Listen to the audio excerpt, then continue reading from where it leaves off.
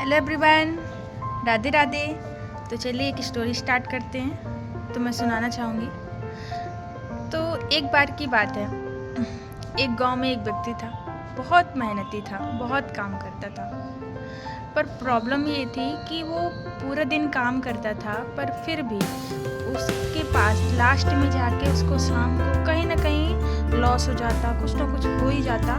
And उसको last में आधी रोटी, एक रोटी, वो भी सूखी रोटी नसीब होती। तो वो थक गया था इस लाइफ से। वो कहता था कि ये क्या है भगवान, मैं इतनी मेहनत करता हूँ, ऐसा भी नहीं है कि मैं काम चोरी करता हूँ, मैं काम करता हूँ, दिन रात करता हूँ, बट फिर भी मेरे साथ ऐसा क्यों होता है। मैं काम करता हूँ फिर भी मुझे क्यों पेट भर खाना भी नसीब नहीं होता। तो ऐसे एक दिन विचार कर रहा था। वो ऐसे ही लकड़ी काटता था, उसका लकड़ी काटने का काम ही था।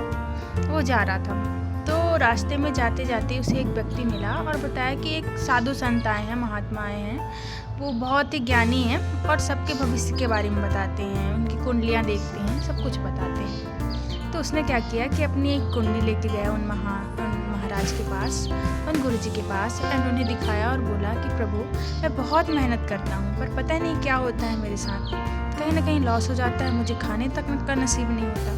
उन्होंने उसकी कुंडली देखी और उन्होंने बताया कि देख, तेरी जितनी भी लाइफ बची है, अभी तो 30 साल का है, और इसके आगे तेरी जितनी भी लाइफ बची हुई है, उस पूरे लाइफ में तेरे को सिर्फ मात्र ज़्यादा से ज़्यादा अगर तू बोलेगा ना, अपने के लिए मैं ऐसे बोल रही कि लगभग 30 से 35 बोरी अनाज तुझे मिलेगा। उससे ज़्यादा तेरे जीवन में नसीब नहीं है, पूरे जीवन में।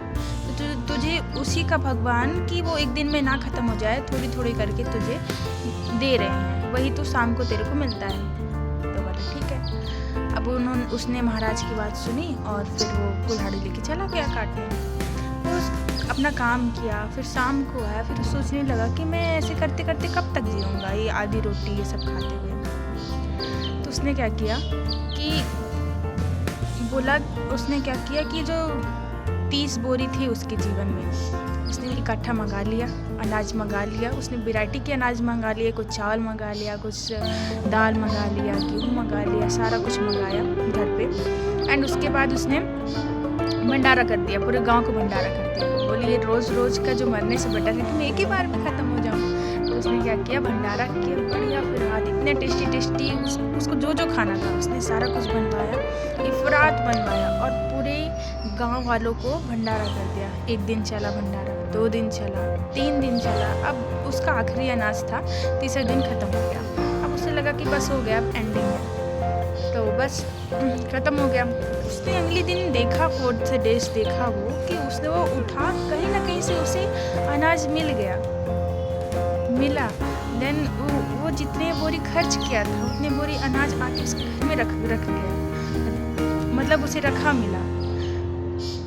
तो मतलब वो दंग रह गया कि मेरी लाइफ में था नहीं, मेरे तो ये उसमें ही नहीं था, मेरे भाग्य में ही नहीं था। फिर उसने ये कंटिन्यू करता रहा, चलता रहा। उसका 4th डे भी उसने भंडारा किया, 5th डे, ऐसे करते करते चलता रहा। और उसे जो खाना था, उसे जो भी करना था, वो बढ़िया करता रहा। तो इस कहानी का मेन जो सार था वो यही था, निष्कर्ष यही था कि हम सब लाइफ में बहुत रहते हैं ना कि हमारे भाग्य में नहीं था, ये नहीं था, वो नहीं था, बट भाग्य भी चेंज हो सकता है। पर डिपेंड करता है हमारे एक्शन पे, हमारे कर्म से, कि हम क्या क्या अपने बारे बस में सोचते हैं, सबके बारे में सोचते हैं, सबको ले चलने का काम करती हैं, सिर्फ स्वयं बस को। तो डिपेंड ये सब पर भी करता है, हमारे कर्मों पे भी करता है। तो इसी के साथ राधे राधे, जय श्री कृष्णा।